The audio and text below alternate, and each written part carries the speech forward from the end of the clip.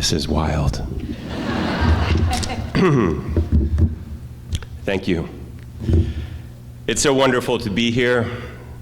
Thank you to the Kenyon faculty and Board of Trustees, President Cornfield, and my former professor and forever friend, Peter Rutkoff. I'm thinking of my wife, Jordana, who sadly couldn't be with us today, and also of my parents, who happily could be. Hello. In high school, I had a host of romantic ideas about what a college experience should look like. I wanted Gothic buildings, majestic trees, stained glass windows in the dining hall, lawns upon which to sprawl while reading great works of literature. So I applied early decision to the liberal arts college of my dreams, Williams College in Massachusetts.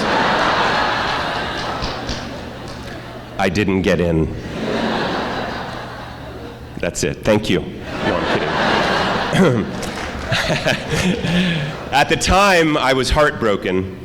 Like many high school seniors, I was in a state of near constant anxiety about where I would go to college, certain that the right choice would make my life and the wrong one would break it. I'd been a very good student my whole life and had no context then for viewing failure and setback as course corrections and learning experiences. I simply felt rejected. After not getting into Williams, I applied to a number of other very excellent liberal arts colleges on the East Coast and one in Central Ohio called Kenyon. By that point, I had fallen in deep, intoxicating love with acting, so any college I attended would need to have a vibrant theater department. Kenyon happened to have one. And yes, it had the Gothic architecture and the trees and stained glass windows, but it also had two big knocks against it. The first, it was an hour's drive door to door from my childhood home in Columbus. I worried that staying in Ohio for college would signify some inability to fly fully from the nest. The second knock against it, my father was a 1967 graduate. Like many a teenager, I wanted to chart my own course. One day during my senior year, I was driving my father's 1979 Honda Civic hatchback home after school, and on a tree-lined street a few blocks from the high school, I heard what I will describe, for lack of a better word, as a voice. This is what the voice said: "If you go to Kenyon, you'll be an actor." Now, this hearing voices thing is extremely tricky business. It could be argued that we're hearing and obeying voices in our heads all day long, neurotic thoughts on loop, micro and macro judgments and opinions pinging about, our stomach's demands for lunch.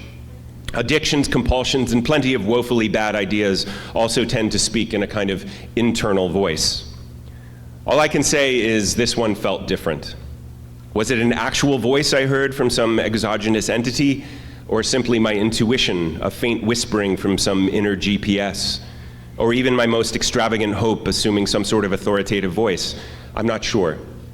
Whatever its provenance, it was startling, and felt in that moment inarguably true. I trusted the nudge. I said yes to Kenyon College that next fall, and spent 4 very happy and transformative years here. I found my voice and confidence as an actor under the guidance of the great Harleen Marley. I learned of the noble and ancient theatrical tradition I was joining from the wise and erudite Tom Turgeon. I awoke to the roiling paradoxes of what it means to be an American in Peter Rutkoff's electric history classes. I studied Shakespeare with the endlessly insightful Sergei Lobanov-Rostovsky and the romantic poets in Ron Sharp's indispensable British romantic literature class. I improvised and wrote sketch comedy with the Fools on the Hill. I forged friendships that endure to this day. After graduation, I headed to New York City. It'll be 25 years this May since I graduated from NYU's graduate acting program, 25 years that I've made my living as a professional actor. So the voice was right. My heart was surely engaged at Kenyon, but I was a heady undergraduate. I overthought everything and was certain that any problem could be cracked if I just thought long and hard enough about it from every possible angle. A college campus isn't the worst place for an overthinker. The mind, especially in academia, reigns supreme. College is like taking your brain to the gym every day, and when you leave, you're hopefully well equipped to navigate a society that is itself intensely rational. But there comes a time in every life, and as far as I can tell, this is non-negotiable, where pain, grief, and confusion grow so vast that they overtake us. The mind ceases to provide answers, direction, or solace. Only mystery, grace, forgiveness, and mercy remain. I'm not advocating we reject or dismiss the utility and necessity of mind, only that we have it in its proper place.